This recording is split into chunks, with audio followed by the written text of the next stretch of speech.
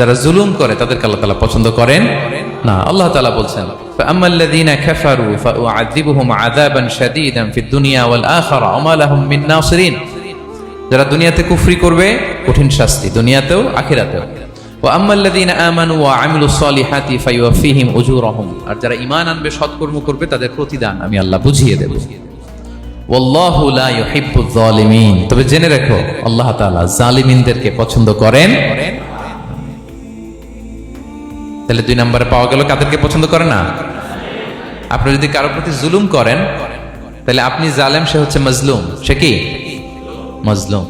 মজলুম আপনার ক্ষমা না করলে আল্লাহ তাআলা আপনার ক্ষমা করবে না।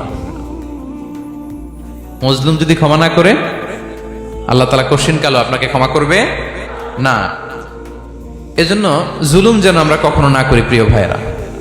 জুলুম শুধু আল্লাহ তাআলা আমাদের উপরই হারাম করেনি, আল্লাহ নিজের উপর হারাম করছে।